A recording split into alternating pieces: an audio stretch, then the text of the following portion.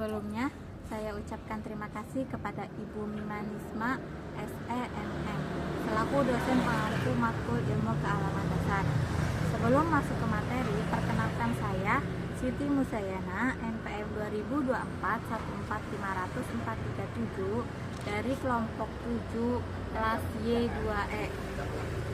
Perkenalkan, nama saya Arwa Adrian Setiawan, NPM saya 2024 14500 Saya dari kelompok 7. Baik, selanjutnya lanjut ke materi. Di sini materi yang akan dibahas adalah menjelaskan tentang asal-usul kehidupan manusia dari berbagai sudut pandang. Di antaranya dari sudut pandang agama, sudut pandang biologi, sudut pandang fisika dan kimia, serta sudut pandang filosofi. Yang pertama ialah sudut pandang agama. Menurut pandangan Islam, kehidupan manusia yang pertama ialah Nabi Adam alaihissalam, di mana Nabi Adam diciptakan langsung oleh Allah dari tanah, serta Hawa yang diciptakan dari diri Adam. Kehidupan manusia merupakan bagian dari rencana Tuhan dengan bertujuan untuk beribadah. Dan menurut pandangan agama Kristen dan Yahudi menyatakan bahwa manusia pertama adalah Adam, sama halnya dengan pandangan Islam, di mana diciptakannya oleh Tuhan, dan Hawa dari tulang rusuknya.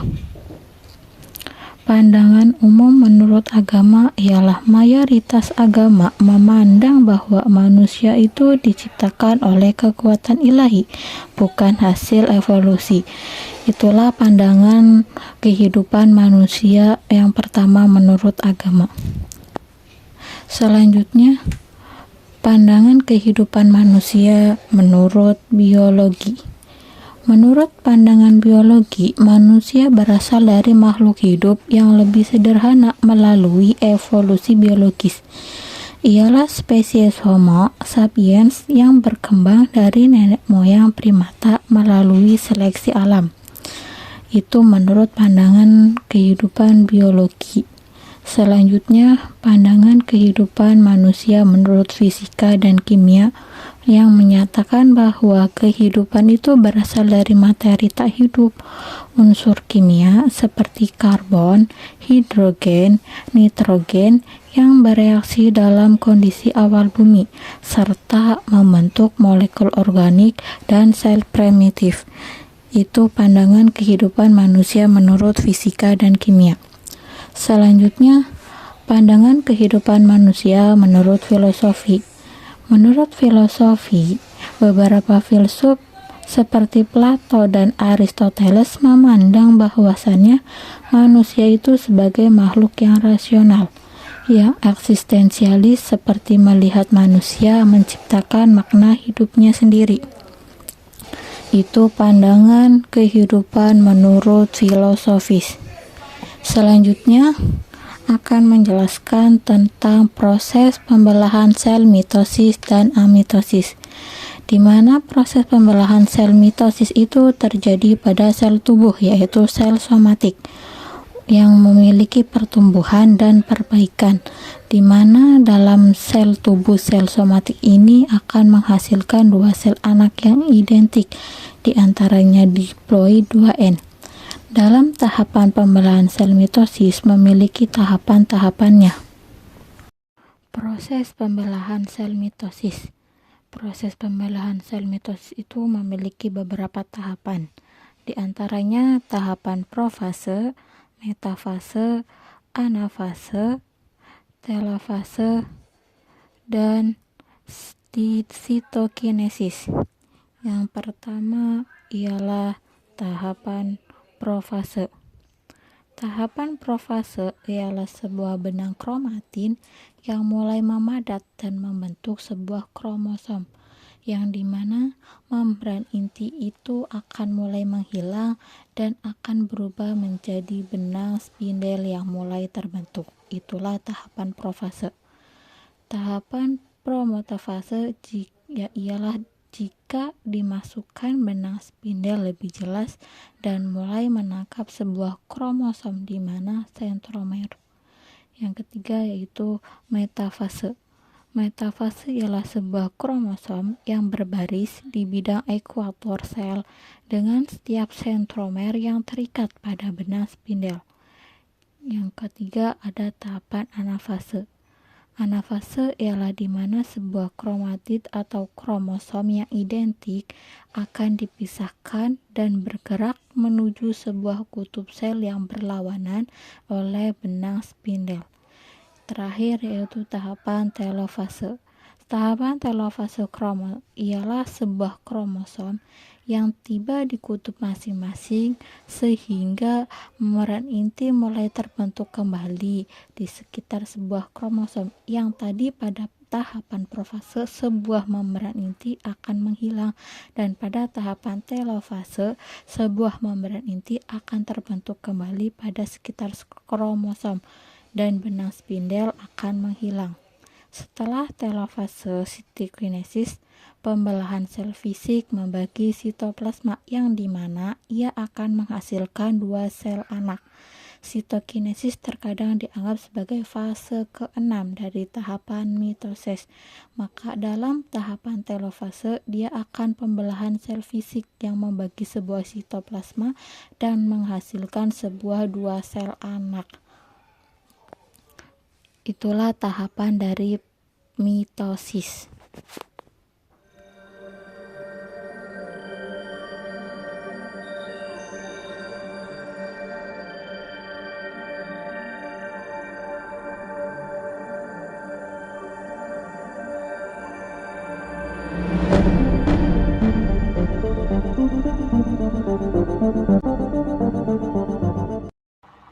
B.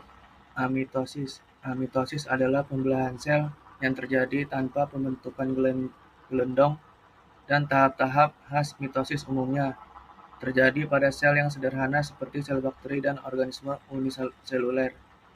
Ciri-ciri amitosis: tidak ada tahapan profase, metafase, anafase, telofase. Inti membelah secara langsung, lalu diikuti pembelahan sitoplasma. 3. Menjelaskan tentang teori evolusi. A.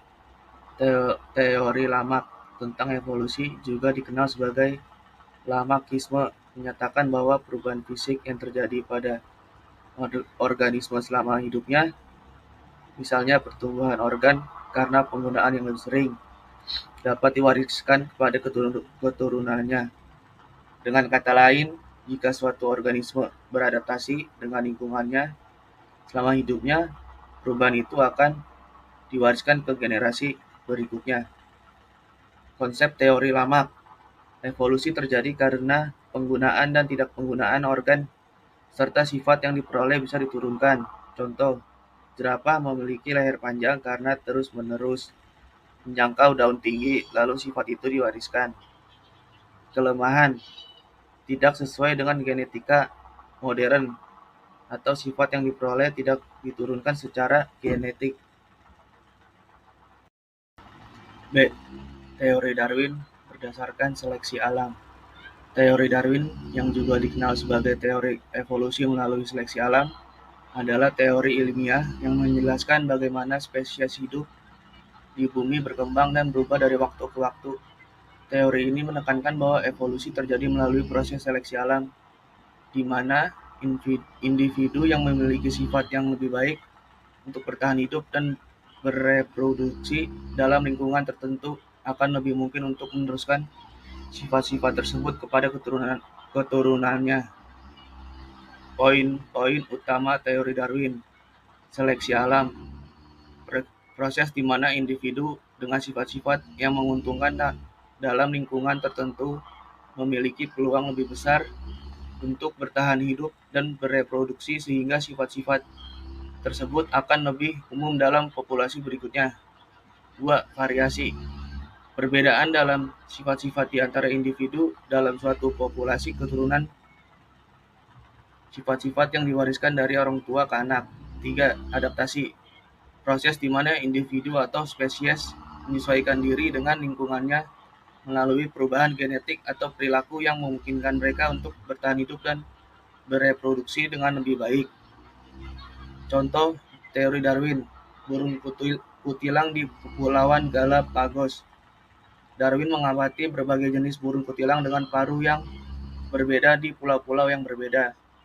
Dia menyimpulkan bahwa paruh yang berbeda tersebut merupakan adaptasi terhadap sumber makanan yang berbeda di setiap pulau dan evolusi terjadi melalui seleksi alam.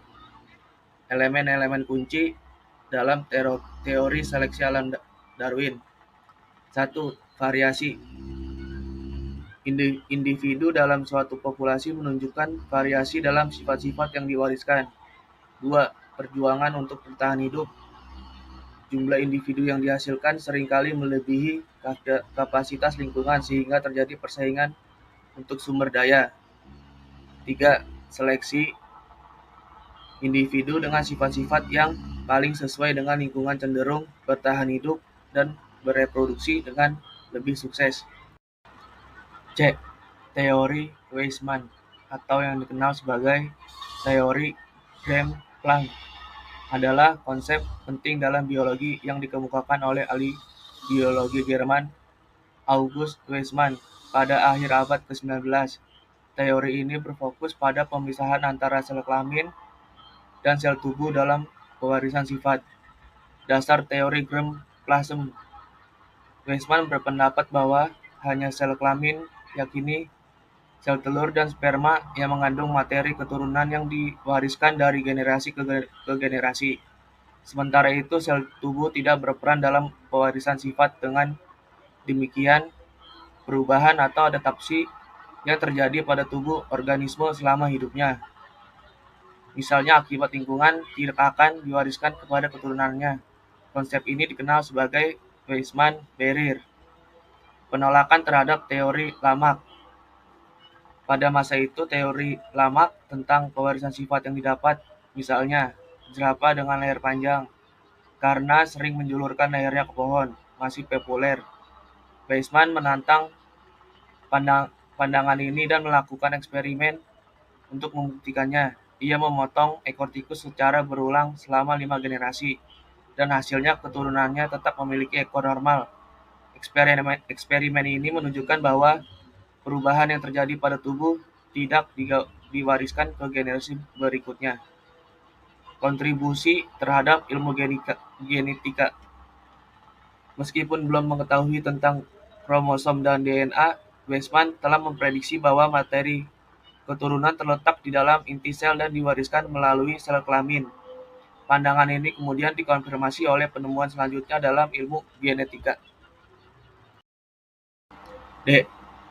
Teori Hugo de Vries. Teori mutasi yang dikembangkan oleh Hugo de Vries adalah gagasan bahwa evolusi terjadi melalui perubahan besar dan tiba-tiba pada gen yang disebut mutasi, yang menghasilkan spesies baru dalam satu langkah. Teori ini berbeda dari teori evolusi Darwin, yang menyatakan bahwa evolusi terjadi melalui seleksi alam pada variasi kecil. Berikut adalah poin-poin penting dari teori mutasi de Vries. Mutasi sebagai sumber evolusi. De Vries berpendapat bahwa mutasi adalah mekanisme utama evolusi. Materi dari kelompok 7 yang dapat kami sampaikan. Kurang lebihnya mohon maaf. Wassalamualaikum warahmatullahi wabarakatuh.